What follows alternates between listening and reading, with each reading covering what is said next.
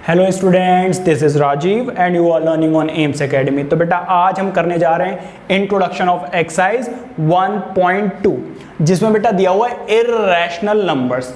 अब बेटा ये इर्रेशनल नंबर्स कौन से होते हैं जिनको हम p बाय क्यू की फॉर्म में नहीं लिख सकते हैं, है ना। इसके ऊपर बेटा जो मेरी फर्स्ट इंट्रोडक्शन वीडियो है उसमें मैंने बहुत डिटेल में बताया हुआ है। फिर मैंने एक अलग से भी वीडियो डाली हुई है इर्रेशनल नंबर के ऊपर, आप वो जाके देखिए, वो इसी का पार्ट है, ठीक है। तो मैं इस वीडियो में इर्रेशनल नंबर पे ज्यादा फोकस करने वाला नहीं हूं। मेरा जो मेन कंसर्ट है वो है बेटा पाइथागोरस थ्योरम और इर्रेशनल नंबर्स को हम कैसे लोकेट कर सकते हैं ऑन अ नंबर लाइन। फिर भी मैं आपको समझा देता हूं कि इर्रेशनल नंबर्स कौन से होते हैं जिनको हम p बाय क्यू की फॉर्म में नहीं लिख सकते हैं। कौन कौन से होते हैं भाई? √2, √3, पाई एंड मतलब के और भी हो सकते हैं 1.0012003 डैश डैश डैश, जो रिपीट नहीं करते हैं, ये होते हैं हमारे इर्रेशनल नंबर्स, ठीक है। अब इनको हम p बाय क्यू की फॉर्म में क्यों नहीं लिख सकते हैं, अगर आप ये जानना चाहते हैं तो बेटा आप जल्दी से मेरी दूसरी वाली वीडियो देख लीजिए, ठीक है, प्लेलिस्ट में जाकर। अब देखिए बेटा पाइथागोरस थ्योरम क्या होती है। मान लीजिए बेटा कोई भी एक राइट एंगल ट्राइंगल है, ठीक है, तो ये होती है परपेंडिकुलर, ये होती है बेस और ये होती है हाइपोटेन्यूज। क्या होती है इनके बीच में relationship? The square of the hypotenuse is equals to the square of the sum of the squares of the other two sides. कहने का मतलब the square of the hypotenuse is equals to the sum of the squares of the other two sides। ये बेटा है relationship, ठीक है। मान लीजिए मैं आपको एक एग्जांपल के तौर पे समझाता हूँ। मान लीजिए बेटा ये है 1 और ये भी है 1, तो भाई हाइपोटेन्यूज कितनी होगी? तो बड़ा आसान है बेटा, बेस की वैल्यू कितनी? 1 पुट कर दो, परपेंडिकुलर की भी वैल्यू 1 पुट कर दो, तो बेटा 1 + 1 क्या हो जाएगा? 2, और 2 यहाँ पर आ जाएगा।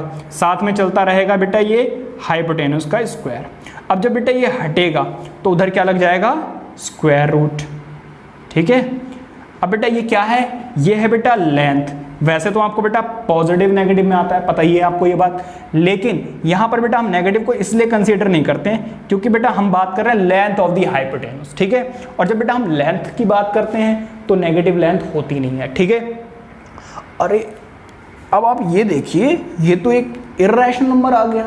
इसका मतलब ये है कि इसकी जो लेंथ है वो हमें हेल्प कर सकती है इर्रेशनल नंबर्स को लोकेट करने के लिए। कैसे लोकेट करने के लिए? चलिए आपका एक एग्जांपल दिया हुआ है, एग्जांपल नंबर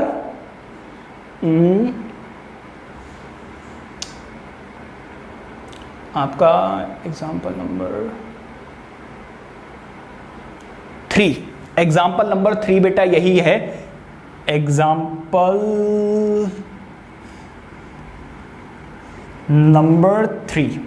इसमें बेटा यही दिया हुआ है, locate the √2 on a number line.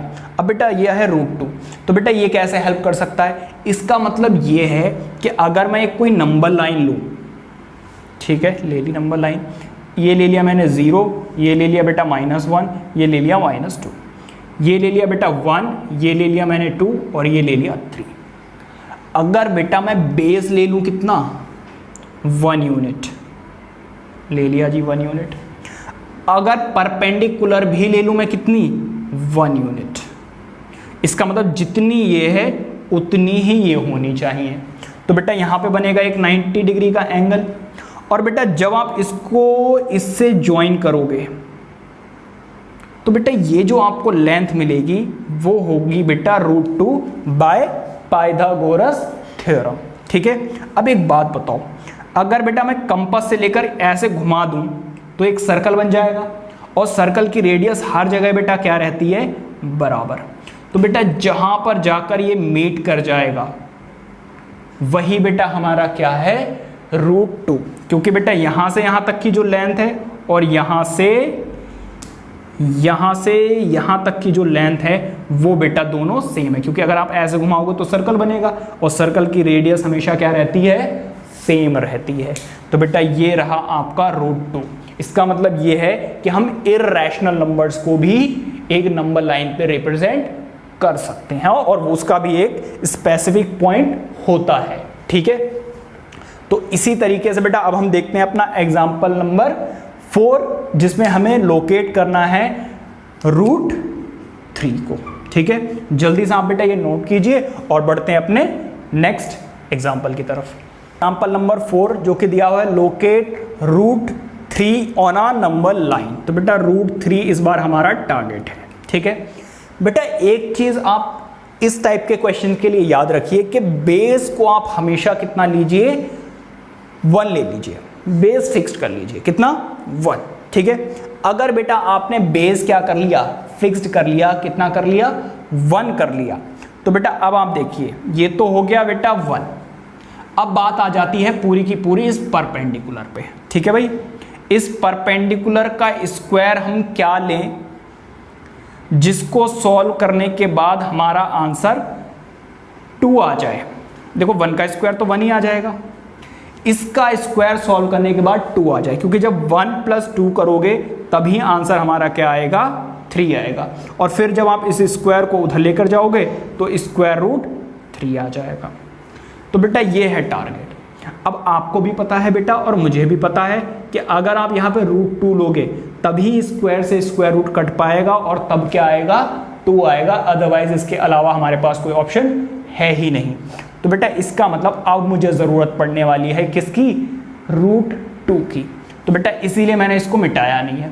तो ये काम तो आप करोगे ही, बस इस चीज़ को रहने देना, क्योंकि अब आपको √2 नहीं √3 लोकेट करना है। ठीक है, तो ये तो आ गया आपके पास √2। अब बेटा आप क्या करेंगे, इसके ऊपर परपेंडिकुलर ड्रॉ करेंगे। ठीक है, अब आप बोलेंगे सर ये तो बेस हो गया। फिर भाई बेस और परपेंडिकुलर आपके ऊपर डिपेंड करता है आप किसको मानते हो।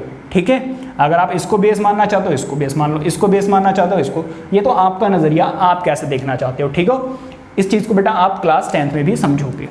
तो बेटा ये तो हो गया √2, परपेंडिकुलर √2, और बेस हमने कितना लिया था 1। समझ में आ गई बात या नहीं। तो बेटा अब आप इसको ज्वाइन करोगे, याद रखना ये 90 डिग्री होना चाहिए, इसको भूल जाओ थोड़ी देर के लिए। ये है √2 और ये है 1, तो देखो ये आ गया √2 यहाँ पर और √1 यहाँ पर। ठीक है, थोड़ा सा आगे पीछे कर दिया, उससे फर्क नहीं पड़ता क्योंकि प्लस में है, फर्क नहीं पड़ेगा। तो बेटा अब आप जब इसको ज्वाइन करोगे तो सही से देखो बेटा, यहाँ पे एक राइट एंगल ट्राइंगल बन रहा है, और राइट एंगल ट्राइंगल के हिसाब से बेटा ये है हाइपोटेन्यूस विच इज √3। बेटा आप इसको कंस्ट्रक्ट करके बनाओगे तब प्रॉपरली बन पाएगा, मैं तो रफली बना रहा हूँ। ठीक है, अब आप क्या करो बेटा, कंपास से यहाँ पर तो रखोगे बेटा अपना जो शार्प पॉइंट होता है उसको, और यहाँ पर रखोगे बेटा पेंसिल को, और फिर ऐसे मार्क करते हुए लेकर जाओगे। ठीक है, तो जहाँ पर ये मीट करेगा जाकर वही वैल्यू होगी बेटा क्या, √3। समझ में आ गई बेटा बात। तो इस तरीके से आप √2 और √3 को भी नंबर लाइन पे लोकेट कर सकते हो। ठीक है, तो बेटा ये नोट कीजिए। तो बेटा कैसी लगी आपको ये वीडियो, अगर आपको ये वीडियो अच्छी लगी और समझ में आया तो वीडियो को लाइक कर लीजिए, चैनल को सब्सक्राइब कर लीजिए, बेल आइकन को हिट कर दीजिए, और अपने फ्रेंड्स और कजन के साथ शेयर कीजिए ताकि वो भी इन वीडियोज़ का फ़ायदा उठा सके। नोटिफिकेशन ऑन रखिए, बिकॉज जैसे ही मैं आपके लिए नेक्स्ट वीडियो अपलोड करूँगा आपके पास नोटिफिकेशन आ जाएगी। Till then take care, bye bye.